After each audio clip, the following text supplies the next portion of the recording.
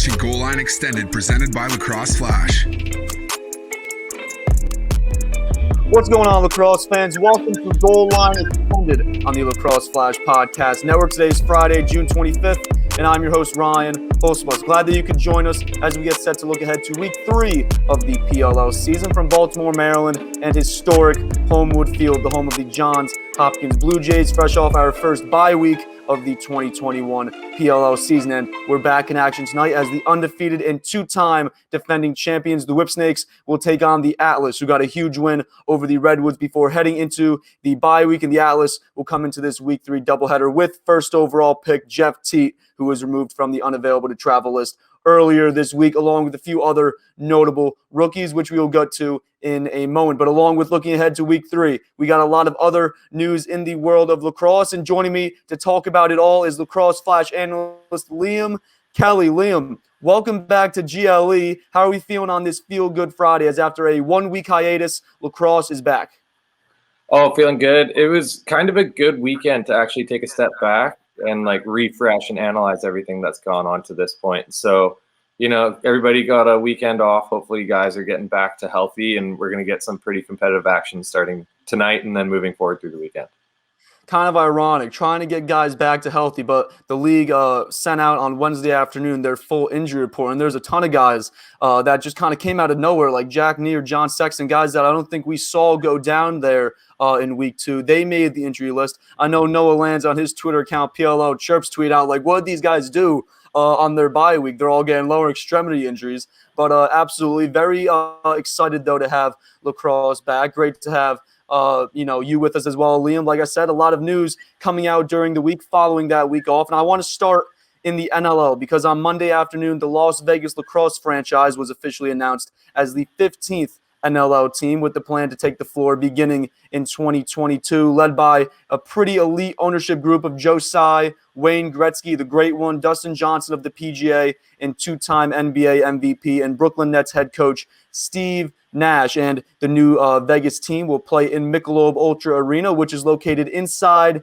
the Mandalay Bay Resort and Casino, right on that Las Vegas Strip. And Liam, I don't think a better city could have been chosen to introduce to box lacrosse and just lacrosse in general. And I don't know how many teams actually go into Vegas and win. A great home field advantage to have. We've seen, obviously, with the Las Vegas Golden Knights. And I'd imagine a lot of guys come next summer will be lobbying to have their names left unprotected by their current teams, as lacrosse is coming in real hot to Las Vegas.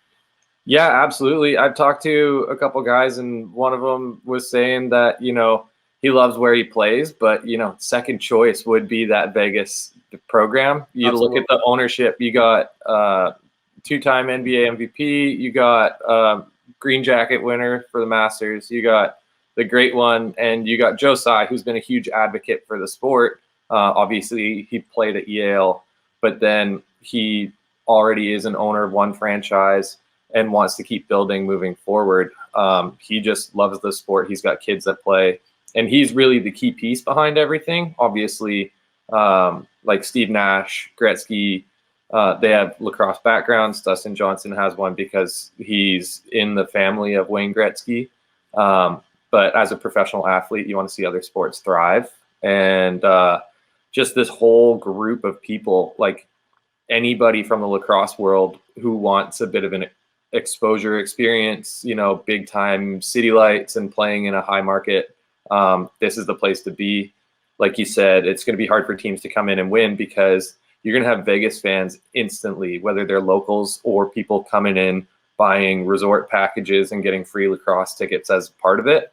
You're going to get people that are fired up, ready to go. They don't care what they're watching. They're just watching an exciting product that's going to be high pace, high intensity, and exactly what you need in a city like Vegas. You get high pace, high intensity all the time, and that's what the market wants, and that's what they're going to get. It's going to be amazing.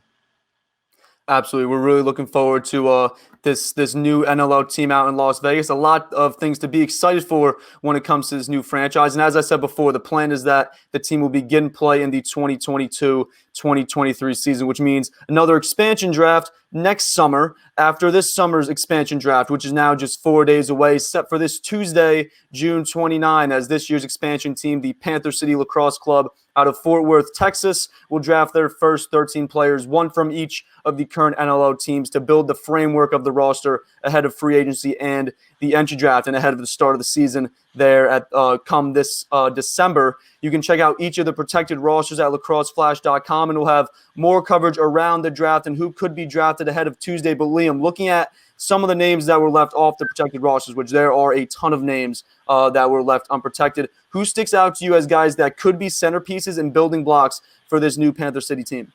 Yeah, I could list off a bunch of guys. I could probably give you 20 to 25 guys that I could realistically see being drafted. And our regular listeners would have no idea who I'm talking about. Like, we've covered PLL, we've covered the college game, and we got a lot of guys in the NLL that aren't, home regular names. We got guys like Andrew Suter, who has been a captain in the league. He was with the Georgia Swarm.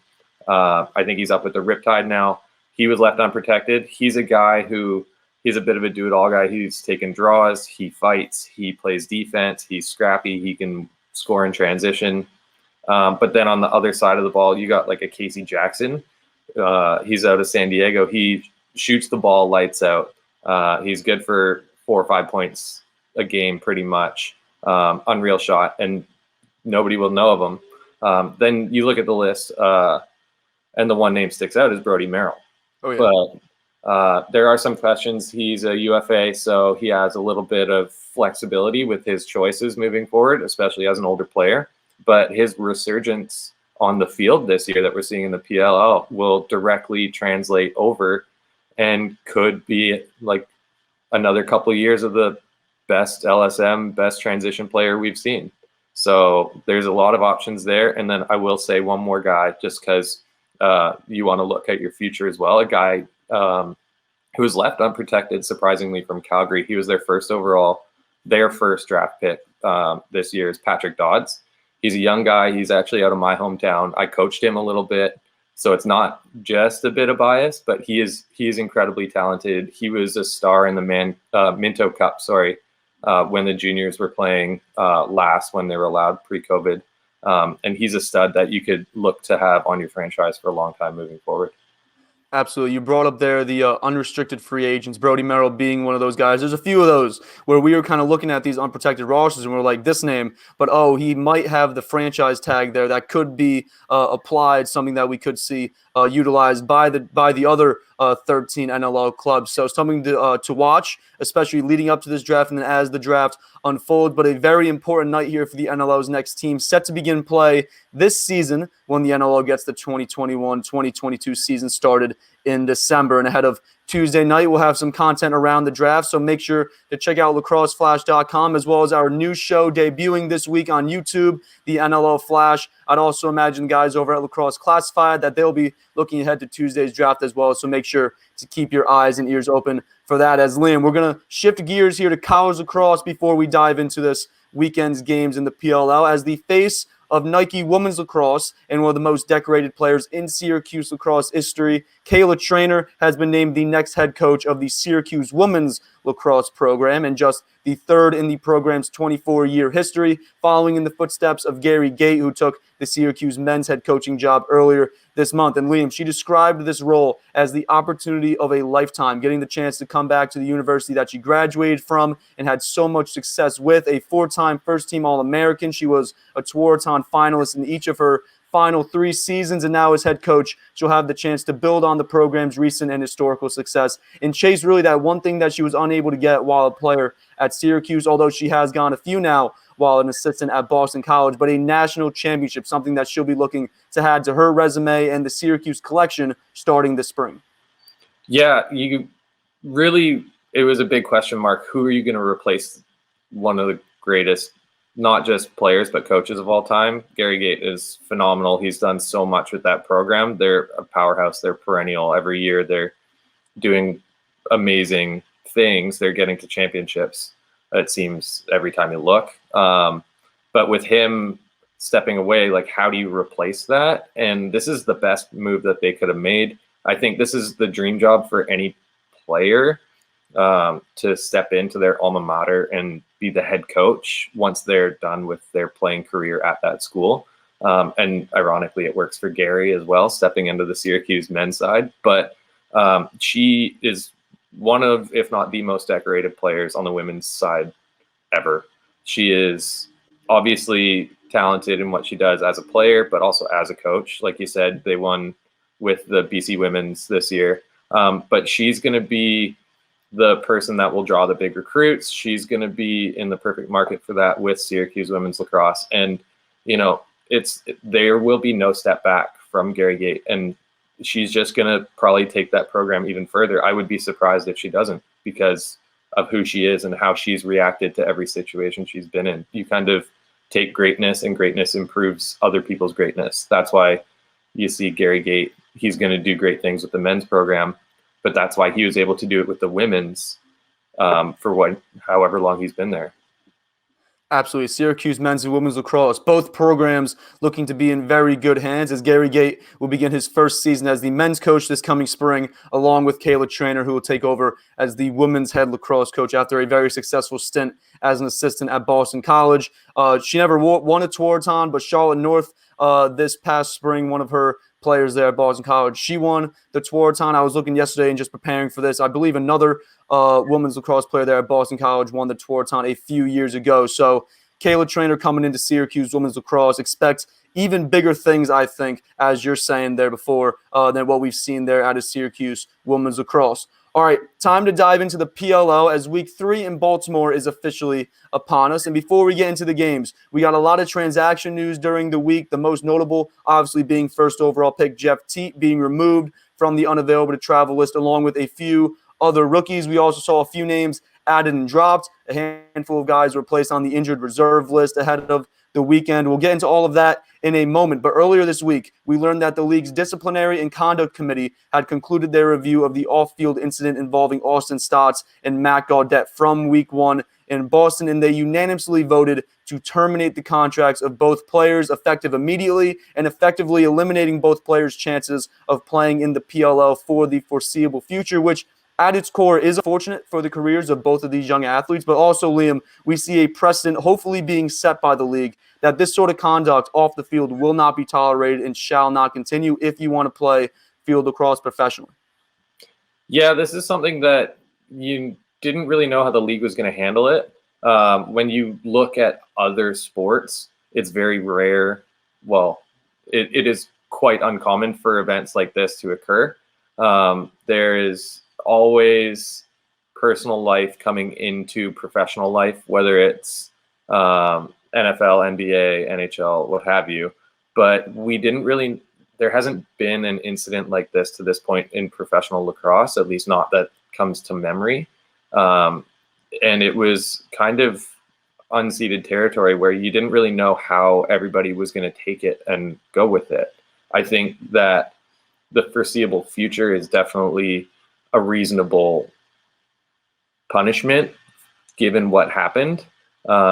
I would like to think that if there are reparations made, however the league deems fit, that these guys can come back, because they're two incredibly skilled, incredibly talented guys that you just hope, can mature a little bit and, put their heads on straight and get back on the field, because they're entertaining to watch. They're better in the sport than out of the sport. And you got to just feel for the person behind the player, right? You just want them to be the best person and get as much help and whatever they need and figure it out and then move forward from it. But like you said, we don't know. We didn't know what to expect, and we don't know what the future holds. So if this does at least encourage everybody else coming into the league to keep their heads on straight, travel weekends with 8 teams, which means, 25 times 8, 200 lacrosse guys in the same city. Like, there's going to be events where you overlap with other teams and other players, and this kind of encourages a little bit more civil behavior off the field. So We'll wait to see long-term how this turns out, but it's not unexpected, and it's probably the right move, at least initially, until the league can come up with a way where they can, plan long-term. Absolutely. I think the foreseeable future thing is just a safe thing to say as of right now. Obviously, we see these other leagues, the NBA, the NFL, MLB, you name it. They'll suspend guys. They'll say, "Oh, indefinitely suspend them." But we've seen Josh Gordon enter back into the NFL. I'm a New York Yankees fan. Domingo Germán missed all of 2020 after a domestic incident.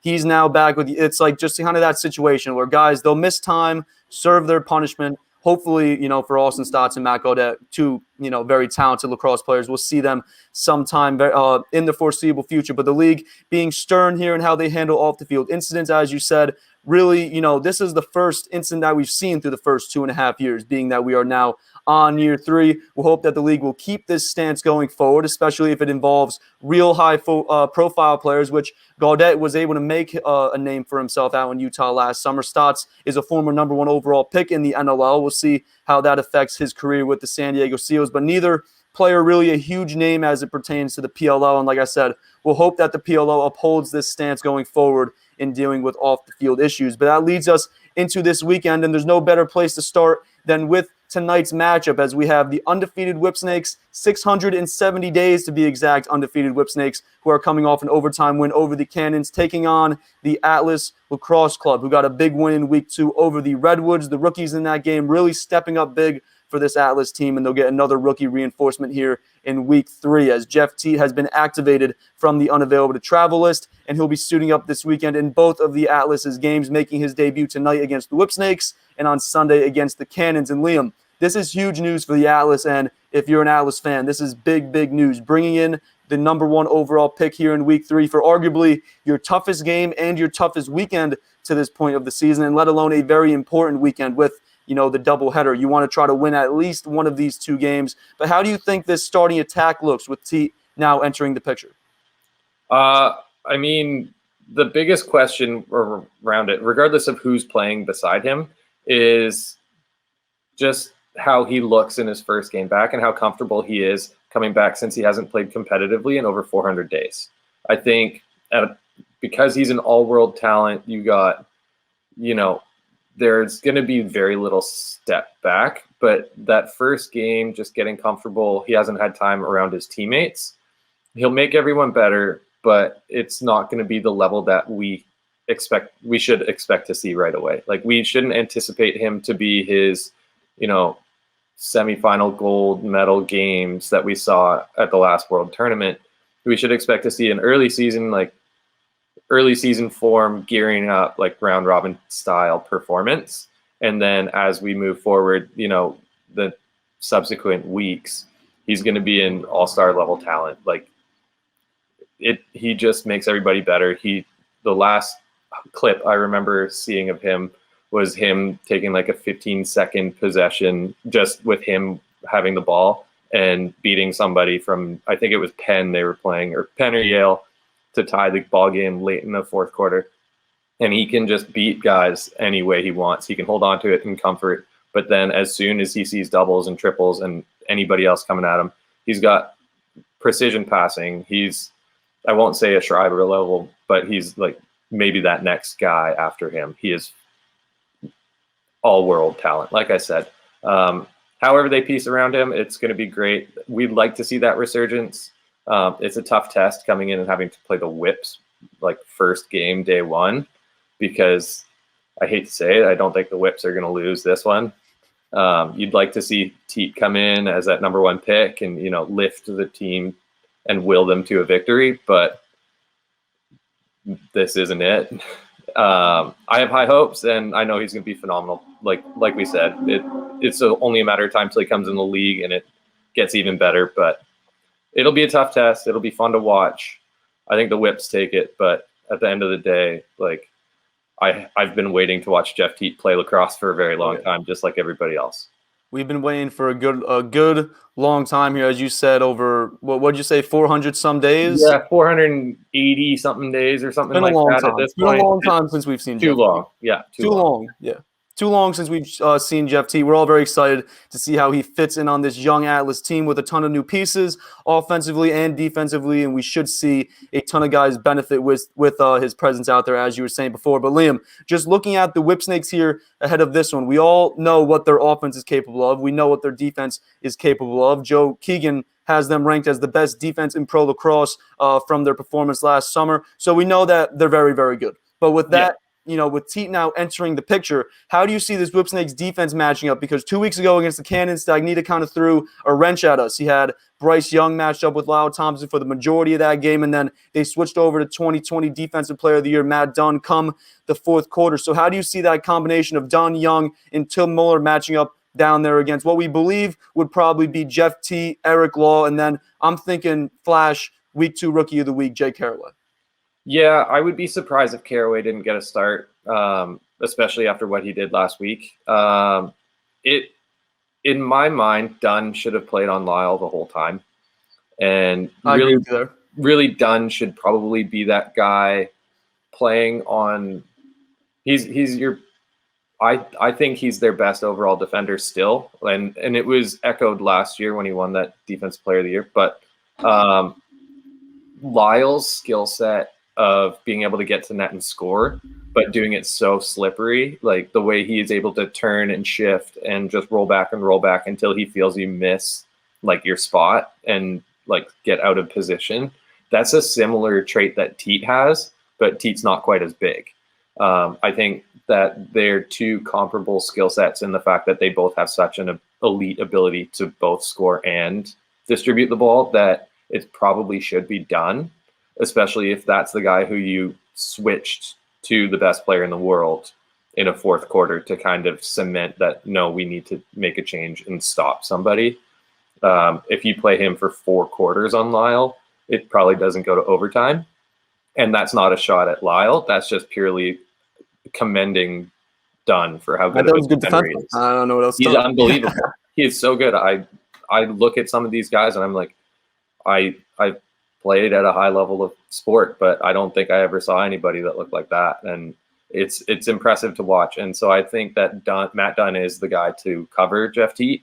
But like you said, their pieces are so good on that defensive end. I mean, the comfort level that they have knowing that they have Kyle Bernlohr behind them, they have Michael Earhart up top, and then they have Haas and everybody playing through the midfield. Like, it's such a covered team. Like, you can't really attack any one piece and think you're going to get the edge on a matchup. So Matt Dunn is the best choice to guard Teat, but I wouldn't be surprised if like those 3 guys ended up having a problem with somebody. You could see like a guy like Earhart switching down low to cover an attackman at times just because of his size and speed and ability to like out athlete somebody while being a freak of nature in like a 6'5" body, right? So it's the matchup. Matt Dunn's the matchup.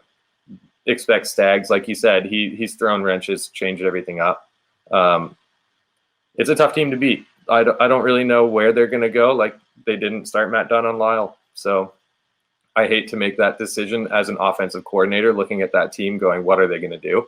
Because they can do anything. So it's interesting. I'd like to hear 10 other coaches' opinions on it. So absolutely. You got Matt Dunn, friend of this show. He was the 2018 MLL Defensive Player of the Year. You could make a very, very good argument. I've made the very, very good argument. He probably should have won the 2019 PLL Defensive Player of the Year, and then he was the 2020 Defensive Player of the Year. So Matt Dunn most likely going to draw that matchup, but we will see, as we both said there. Jim Stagnita tossing some wrenches at us here. I mean, he's got 3 great pulls there down low. As you said, Mike Earhart, freak in nature. He can really play anywhere that you want to put him. And then they got great short stick defensive middies there, and Jake Bernhardt and Charlie Hayes as well. So we'll see how this Whipsnakes defense matches up against the Atlas offense. But the Whipsnakes and Atlas, that game is scheduled for tonight, 8 p.m. Eastern on Peacock and NBCSN. Make sure to tune in, as the Whipsnakes are favored by 2.5 goals. The over-under set at 24.5 as the Whipsnakes look to improve to 3-0 and keep that long winning streak alive going into the rest of the weekend. And let's stick with the Atlas and Whipsnakes here. We'll start with the Atlas as they'll be playing their second game of their weekend doubleheader on Sunday against the Cannons, who are favored by 1.5 goals. Over-under is set at 21.5 after opening at 20.5, and the game is set to begin at noon Eastern exclusively on Peacock. And Liam, this will be the first time that we see Paul Rabel going up against his former team. Rabel putting together a great season through his first 3 games, tallying 7 goals and 2 assists, shooting at a 44% clip. And Lyle Thompson has 10 goals and assists, as you talked about before. Best player in the world. I don't think there's really a argument to be made. He's been as advertised in his first season in the PLL, but the Cannons, they're 1-2. And as Austin Owens said last week on the PLL Flash, they're a damn good 1-2 team. Their goal differential currently stands at +7, which is the 3rd best in the league. Their 2 losses have each come by just 1 goal, so 2 winnable games against 2 of the better teams in the league over the past 2 seasons. The Cannons holding their own here and putting themselves, I should say, in a good spot heading into this Week 3 game with the Atlas, with a chance to get back up to 500 as well as the remainder of the season. Yeah, they've been a competitive group that I think a lot of people liked on paper, but they weren't sure how they would mesh, at least initially right out of the gates. I think the 1 goal loss to the Redwoods and then a 1 goal loss to the Whips really shows you what that team is capable of. Rabel's having a resurgence year. You got the best player in the world on attack. You got an unbelievable defensive group that we've touched on all of our previous shows that I've been on. And really, it's just like the sky's the limit for that team if they bring it all together. I think that this should be a very good game, and Atlas will be ready for it. But yeah, this group has been kind of surprising. I didn't expect to see them lose in overtime to the Whipsnakes, and they've been able to put a lot of pieces together and make it work. Absolutely. I don't know. Cannons and the Atlas. Sorry, I don't know if you want me to go further onto the Atlas side of things. We just touched a lot on them, but I think that they'll adjust and they'll kind of, as a second game of the weekend, Teat being there, I would expect them to get better. I would give the edge to Cannons as well, but it'll be, I think, competitive. Absolutely. The Cannons and the Atlas, the game is scheduled for noon Eastern, 9 a.m. Pacific on Peacock, which, Liam, that's like an alarm setting early there for you and all your fellow West Coasters. But the Cannons, -1.5. They are 3-0 against the spread this season. So just a little tidbit there for you, tidbit there for all you gamblers out there. Got to get up early there for lacrosse though out on the West Coast. I don't know what to tell you, but if you're on the West Coast and happen to miss that 9 a.m. start, you should be good for the second game of the day, as the Whipsnakes will be playing the Chrome exclusively on Peacock a little before 3 Eastern, noon Pacific. And the Chrome, they come into this weekend as one of the 2 really banged up teams, as Jesse Bernhardt was placed on the injured reserve this week after a scary injury in week 2, which appeared to be non-contact. JT Giles-Harris has not played since Duke's semifinal loss back on Memorial Day weekend, and he was placed on the physically unable to perform list this week. So the Chrome defense taking some hits here, and these 2 involving your leader on defense and the 3rd overall pick of the college draft. So 2 huge blows going into week 3 and the rest of the season. But Sudan didn't waste any time replacing those roster spots. Nick Cardile, an undrafted rookie out of Penn State, he was picked up during the week, as well as goalie Tate Boyce, which was kind of a head-scratcher given the Chrome situation in goal, with veteran John Galloway currently starting. Reigning 2-time goalie of the year, Sean Scanoni, he's waiting on the sideline. But Liam, this Chrome team is coming out of a bye week, still beat up, still kind of plugging and playing guys in different spots as a result of those injuries. We also don't know the full status on Jordan Wolf after he went down in week 1. He was left off that injury list, so we'll hope that he's out there this weekend. But how does this Chrome team get past some of these injuries and find a way to pull out a win here against the best team in the league over the past 2 seasons? I think that it's not a big loss yet. I think that really you're replacing 1 player, even though it looks like you're replacing 2 on paper. Like you said, we haven't seen JT Giles-Harris, so that does make it look worse than it is. Because we haven't seen JT, there hasn't been a need to replace him. So that's why you only see 1 defender coming in. Obviously, they like something that they saw in Nick Cardile. He's going like any rookie, he's going to have to get up to speed when he comes to playing the pro game. He's been playing college format, so that's a little bit different as well. more possessions means more time on the field, get a little bit more worn down. But that being said, big, strong kid. He's athletic. He can't replace a Jesse Bernhardt, but they're going to find a way to use him. Other guys already on the roster, they'll probably kind of slot them down. You have a couple guys playing short stick D-midi that can pick up poles if need be. The toughest thing is just going to be figuring out a way to beat this Whip Snakes team anyways, because you have to do that at full strength, and a lot of teams can't do that at full strength. So hopefully that injury isn't too much. Hopefully both those guys can recover and get back to it pretty quick. Obviously, you don't want to see anybody go down with an injury. And then, like you said, on the other side of the ball with Jordan Wolf, I hope he's perfectly healthy. I hope he's 100%. He's a phenomenal player. He's exciting to watch, and he makes that team better. So you really need all your pieces in place to beat a team like the Whip Snakes.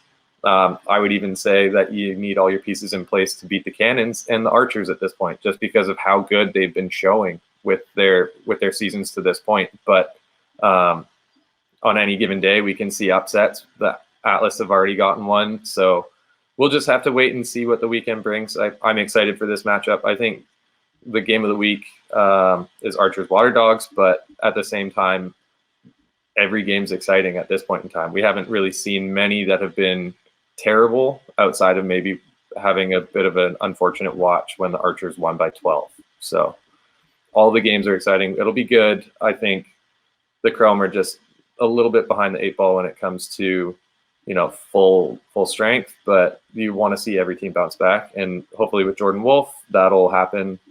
Like you said, the goalie situation, who knows? That's not for me to decide. I was completely shocked when that happened. So we brought it up when the Water Dogs kept 3 goalies, and we were kind of like, what do you need 3 goalies for when you got Dylan Ward as your known starter? Do you really need to keep DeLuca and Charlie Cipriano? This is kind of the same situation. It's like you got Galloway as your veteran, you got Scanoni as your guy. That's going to be your guy going forward.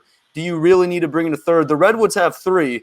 But it kind of makes sense. They got 3 really, really good goalies, the Redwoods. So I covered the Chrome all the way through the offseason. We've had conversations about it. And they had Tate Boyce, right? I'm pretty sure Tate Boyce was the third goalie. Yes. They had 3 guys going in. So we anticipated him not being around. It's a bit weird that they bring him back. I wonder if maybe there's off the field like work commitments or other things going on where guys can't be as present. Or if it's one of those things where, hey, we haven't been getting the results we want. Maybe we missed something in camp. We got to bring somebody back in just to see if there's a change that needs to be made. Like you said, it's surprising that Scanoni hasn't been the guy to go first. Like, at least throw him on the field. Let's see what he's got. See if that creates a spark that changes it. But they had 3 goalies at camp. And so it's a bit of a head scratcher when it comes to that. Tate Boyce was already let go. Now he's coming back. What's the deal? We don't know. I haven't heard anything. I haven't been able to find anything out from who I've reached out to, but it's weird. We're recording this on Thursday afternoon, so I'm thinking that the rosters for this weekend might be released kind of later today. Obviously, by Friday, I'd expect they'd all be out. So at that point, we would probably know. But I'm thinking we might see Galloway. Maybe if Galloway's out there, it means Scanoni couldn't travel. That's why you bring in Tate Boyce. Or Galloway can't travel. You got Scanoni as your starter. You bring in Tate Boyce as the backup. That's kind of what I'm considering. If we see Galloway and Scanoni, I'm going to be like, why did they bring in Tate Boyce? Like, that was obviously maybe just a depth add. Like, hey, you got to add somebody to make up 25. Bring in Tate Boyce just to get another look at him. That's really the only thing I'm like that. The only way that would make sense. There is the one thing that we haven't talked about. We talked on it way, way back. But Galloway is a head coach, and so as they get into recruiting season, maybe he's going to need weekends where he has to go recruit. Like, his assistants can't go do it all themselves. So there might be time where he needs to step away, and at that point, you got to fill the gap with another goalie.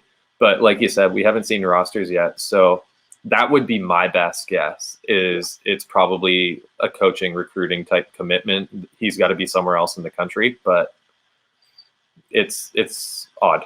So. we'll wait and see how this goalie situation kind of plays itself out. We'll also hope that Jordan Wolf is back, and then we'll hope that the Chrome can overcome some of these injuries and possibly get their first win of the season. Hopefully, at least make it a really good game. And then also the Whipsnakes, they're trying to continue their winning streak or possibly get back on track if they end up losing tonight, which again, probably no surprise. But as you said, you got the Whipsnakes, I got the Whipsnakes. I think we all have the Whipsnakes again, I believe, in both games for our Flash staff picks. We will wait and see how they both shake out. And then shifting back to Saturday, the evening will start around 5 p.m. Eastern exclusively on Peacock as Kyle Harrison in his final game in Baltimore and the Redwoods will take on the Chaos, who are looking for their first win of 2021 after starting the summer 0-3, and as we all know, this will be Kyle Harrison's final professional game in his home state of Maryland and city of Baltimore, as he's on his farewell tour of sorts, as he'll be retiring at the end of this season after he graduated from Johns Hopkins back in 2003 as a three-time All-American, a national champion, and Tewaaraton winner, putting together one of the most storied careers in college and professional lacrosse, which we will absolutely be highlighting much, much more when we get to the end of the season. But looking at this game, Liam, the Redwoods need to get back on track after a tough loss to the Atlas, and the Chaos need to get on track and get a win here. Both teams kind of banged up, especially the Redwoods, as attackman Ryan Lee, LSM John Sexton, and short stick defensive midi Jack Neer all hit the injured reserve. Ryan Lee really isn't that huge of a deal just because given all the offensive talent the Redwoods have. But most notably, Sexton and Neer, they've played a huge role in TD Erlin's early success here over the first 2 weeks. But the Chaos look like they could be getting some guys back from Canada very soon. Rookie Ryan Smith is the first. We'll also see Bryce Wasserman suiting up for the Chaos after being added this week. So how do the Redwoods come out of Baltimore back on the high horse, and how do the Chaos get their first win here of 2021? Well, I think, like you said, it probably does start at the faceoffs, right? TD has been getting a lot of help from his wings, but he's very capable of winning the ball to himself. I think his first game, he had something like 4 shots. Even though he didn't bury any of them, he's still getting the ball forward. On the flip side, Max Adler's having a bit of a tough go, at least to start for the season. He's been up and down, mostly down, unfortunately, for the start of the year, but he could be competitive. I think those extra possessions that will be generated from the Redwoods definitely give them an edge. Like you said, he does get a lot of help from his wings, but that isn't necessarily an issue when you're looking at guys because they can change their face-off strategies. It's become such an art. Like we saw it with Greg Gurenlian, he's still very active and vocal on Twitter and through social media, and like just the amount of ways to win a draw and be impactful on a game. Those guys being out does hurt, but they're still going to have the extra chances to score, and the offense is incredible. And then on the flip side, if the Chaos can drum up possessions, adding a scorer like Ryan Smith is a step in the right direction. I'll be interested to see how Bryce Wasserman fits in. He's definitely more of a ball and stick speed dodger guy. We haven't seen him play up top very much, but playing from X, he's very capable. The Chaos are just going to have to generate stops. Their defense is strong, but they just haven't been able to do enough yet, and they give up too much volume. If you're giving Miles Jones and Perk and, Rob Pinnell and Jules and all those guys, 4, 5, 6, 7 shots each, because that's how many shots they seem to be giving up, it's not going to go well because some of those are going to be two-pointers. It's going to be a long night watching some of the best shooters in the world just have their way on the field. And it doesn't matter if Jack Rowlett and Jared Newman and all those guys on defense can, get stops, that you can't give this team volume opportunities. So that'll be interesting to see if they can generate some ball movement the other way. Guys like Ian McKay in transition, we've seen a couple 2-pointers out of him. Their offense is very capable, but they just haven't clicked. And so hopefully the add of another slick Canadian finisher will help. And really just like Coach Towers says, is like just their aggression and being physical and dominating the field. If they can impose a bit of their will and be the bigger physical team, that might help.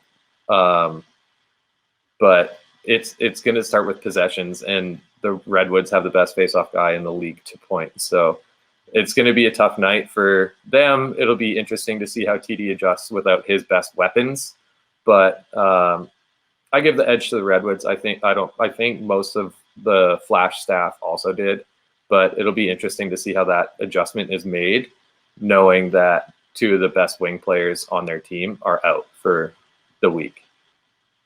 The Chaos are bringing in a handful of new faces here in week 3. I'd imagine we see a lot of Ryan Smith, as you said. Also, Bryce Washington going forward. Brendan Gleeson was also added to that attack in midfield after the injuries to Eric Scott and Wes Berg were announced. And then LSM CJ Costabile was also added. We'll wait and see how he fits in on this defense and with the other LSMs that Andy Towers is currently deploying with the Chaos. But our last game to talk about, which will take place on Saturday night at 8 p.m. Eastern on Peacock and on NBCSN. Our Flash game of the week, as the undefeated Archers will be taking on the Water Dogs, who turned around their 2021 season in a big way in week 2 with 2 big wins over the Chaos and the Chrome. And the Water Dogs were able to add Ethan Walker off the unavailable to travel list this week. And with Michael Sowers still sidelined due to his medical, we might see Walker suit up this weekend. And Liam, if he does, how do you expect him to fit in on this Water Dogs offense, which was clicking on all cylinders 2 weeks ago in Atlanta?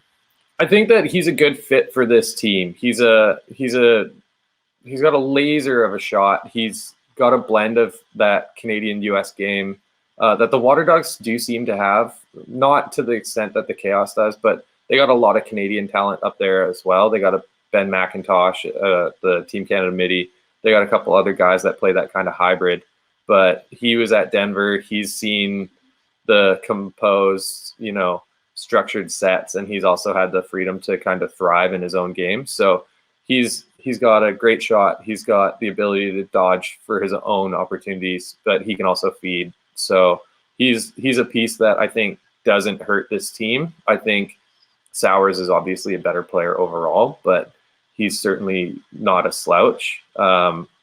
Looking at this game, really the test is going to come down to how the Water Dogs defense operates against the Archers offense. I think the Water Dogs are going to get lots of chances. I think they're going to score. I think they're going to be successful. The Archers defense has been good, but they haven't been as eye-popping as I think they should have been to this point. They've given up some goals that I didn't anticipate going in, and they've had a bit closer games than I expected. Obviously, the Atlas game being the exception. But like the 12-10 win last week, I thought there were some holes that could be exploited, that if teams are operating at full pace and doing everything they're supposed to be doing, that they can get good looks and good opportunities. So they are beatable on the defensive side of the field. But that offense, the Schreiber, Ament, Manny, Holman, all of the above, pick your poison kind of offense is going to be tough for the Water Dogs to hold. Dylan Ward, I think we haven't seen the best play from him yet, but like we've seen, his high arc definitely changes shooters' mindsets. It could throw some guys off. And then Jake Withers giving extra possessions. He's been having a strong year to start so far at the faceoff stripe, could tip the field a little bit, but I'm interested to see how that offensive connection for the Archers competes against this defense, because we've seen them get a lot better. The Water Dogs do look a lot better from first weekend to second weekend. So with an extra weekend in between, what adjustments will be made? How have guys prepared for this week? What is going to be the primary focus? Like, do you shut off a guy like Will Manny who had like 5 or 6 goals, or do you force these guys to beat you with the ball and stick? Because that's not Will Manny's game. That's a Schreiber. That's an Ament. If you can prevent them from getting the ball a bit more and force these guys like Holman and Manny who thrive off ball, can that be your difference factor? And how do you make that happen? So it's the game within the game, and I'm really excited to see this matchup, because after the Water Dogs turned it around, they could be very good moving forward, and they could cause problems.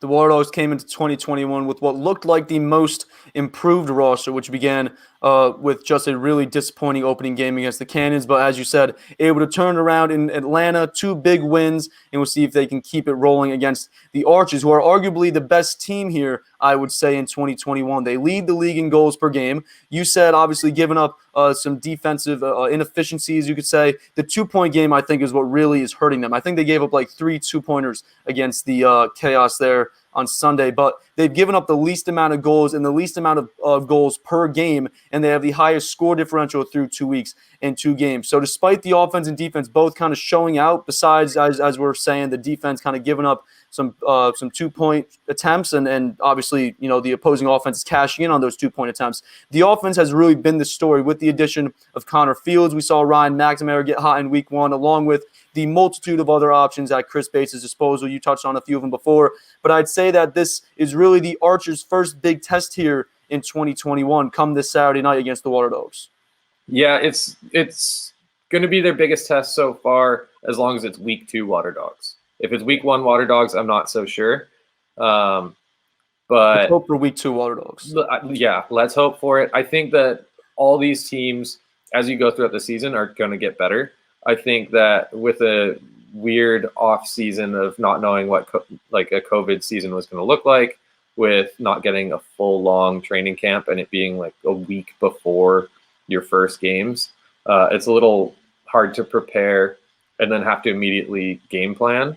So they will get better week to week, and having that extra week in between, there's a lot more communication between coaches and players and game prep, and just being able to communicate with your teammates, how you adjust, how you move, and get better with that chemistry. So I'm excited to see this game. I think that, like you said, it's a game of the week for a reason from our staff. So it's definitely it'll show a lot if the Water Dogs come out and maybe take it. I don't know what the reality is. I'm not a big gambler, so I don't follow the lines really, but it's something that if they come out and maybe take a win, regardless of 1 goal or 5 goals or whatever it looks like, it's going to be a statement game. So this will be a true test for both teams to see what happens moving forward.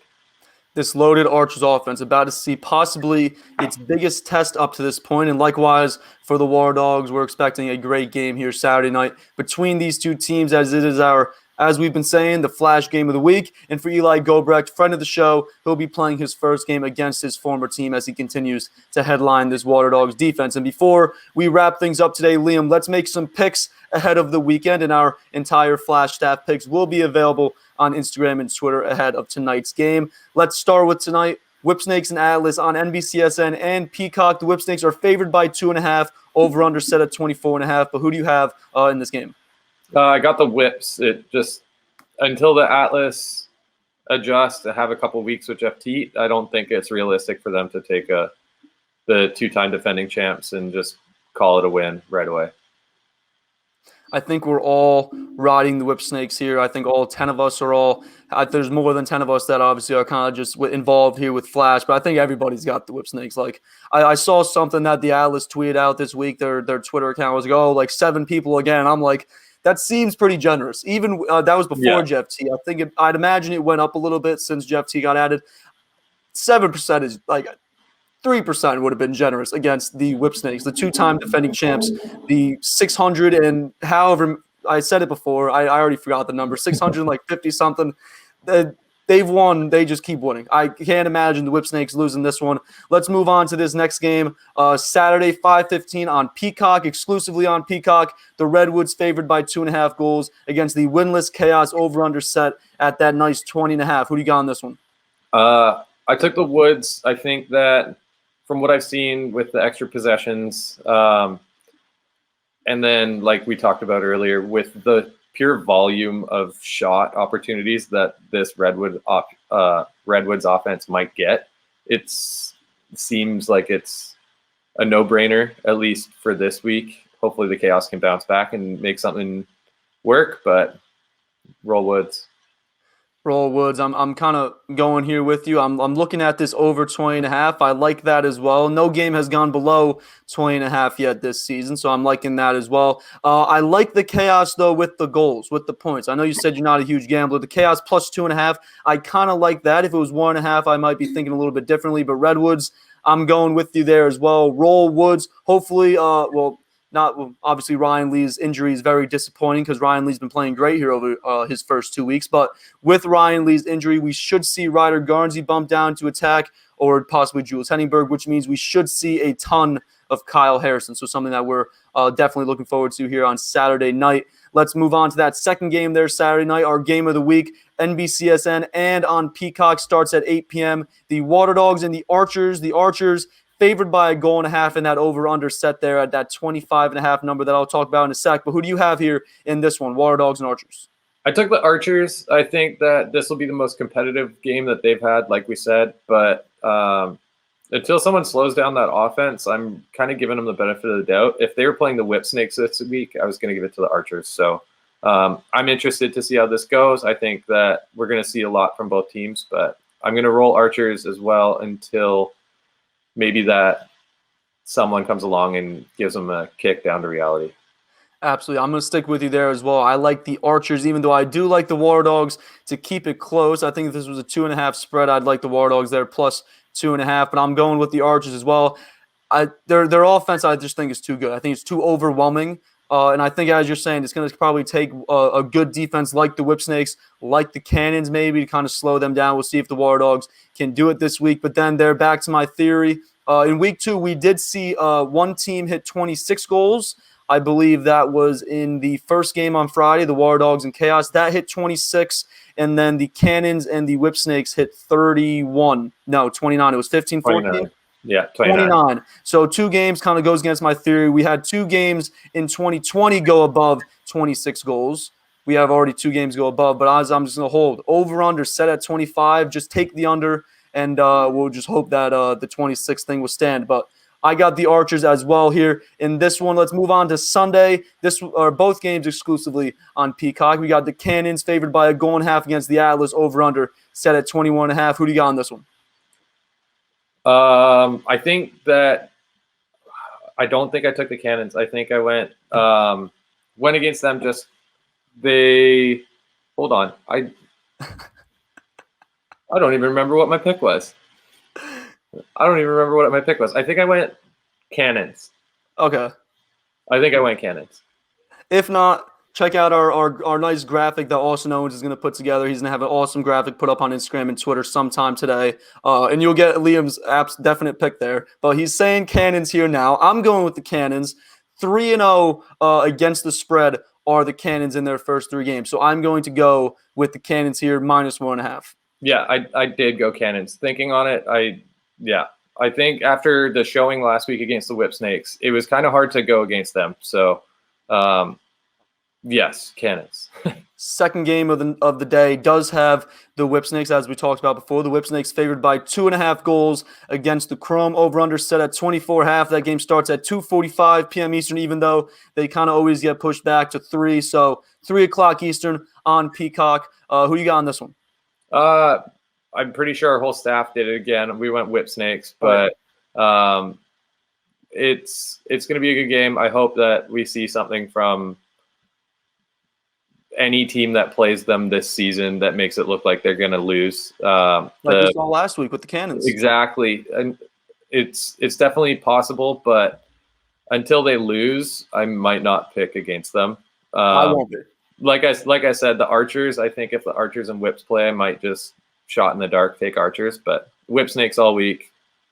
No problem. The Archers are the only team that I will legitimately say, all right, let me think about this. Let me pull up the tape. We're going to pull up the tape and see who we like in this one, but I'm going Whip Snakes as well. That leads us into some updated PLL futures odds because they were released here by DraftKings this week. The Whip Snakes still obviously the favorites, plus 145. The Archers at plus 300. The Redwoods sit at plus 450.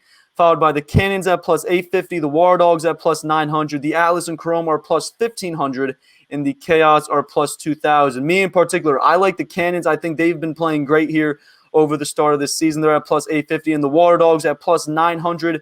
Big turnaround there in week 2. I think that they turn around. Any of those, do you like any? I know you said you're not a big gambler, but just looking at those lines, any of those that kind of stick out that you're like, yeah, like I like this team with the odds. If I was gonna throw, let's say $100, let's say I have $100 in my pocket, got to spend it, gonna throw it on lacrosse gambling, I would probably take that Cannons futures just because we've seen them play tight with everybody.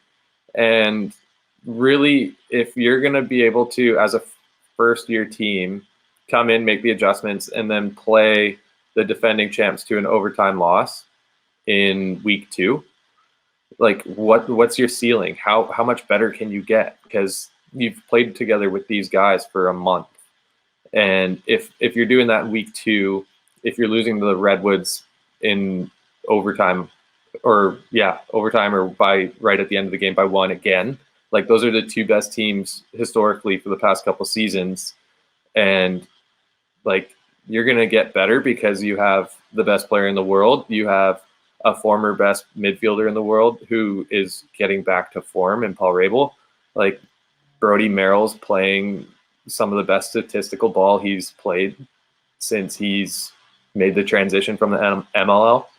Like, it's a no-brainer to throw some money at this and just kind of like see what happens. Because if you got the money to spend, that's probably the best return if you want to see a bigger exchange. The money to put down is obviously on the Whip Snakes, but I like that future odds if you're going to take a bit of a risk. Like you said, the Cannons are a good one to put on. I'm looking at the Cannons and the War Dogs, and they're wide. They're plus 850, plus 900. I think those are 2 that if you are considering, look into those 2 because, as we're saying, the Cannons, they have not been counted out yet this season. They've been in every game that they've played in so far, those first 3 games, and the War Dogs turning around there in week 2. We'll hope that they can keep this rolling. Maybe not this week against the Archers. Definitely a tough game for them, but we'll see how they keep this rolling this season going through the rest of this season. But Liam, I want to thank you for joining me today as we look ahead to week 3 of the PLL season. And that is going to do it for today's show. I want to thank you all for watching and or listening. If you are not already, make sure to subscribe to Goal Line Extended on YouTube and hit that notification bell so that you get notified of future shows. You can also follow along on Instagram and Twitter at GL Extended. All the links that you will need will be in the description of the video or podcast that you're watching or listening to right now. And make sure to head on over to lacrosseflash.com, as next week,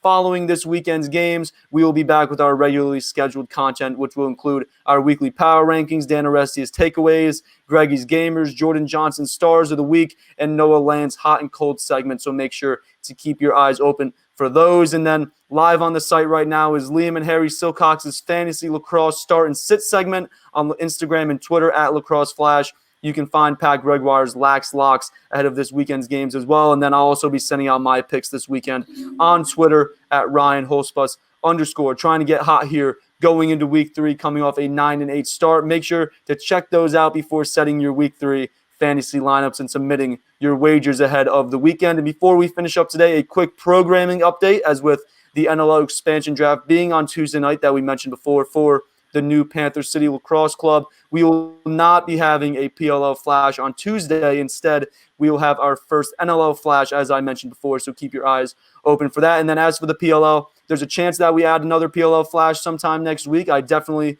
wouldn't rule it out completely, so keep your eyes open for that. Comment below if you want to see a PLL Flash this weekend. We'll base it off that. And then we'll be back next Friday with Goal Line Extended to look back at week 3 and look ahead to week 4 out on Long Island. So make sure to like, follow, and subscribe so that you don't miss any of it. I hope you all have a great weekend. Enjoy the weekend's games, and we'll be back to talk to you next week. Cheers. Follow the show on Twitter and Instagram at GL Extended, and subscribe to the show on any of your favorite podcast outlets. You can find Lacrosse Flash on Twitter, Instagram, and Facebook, and online at lacrosseflash.com.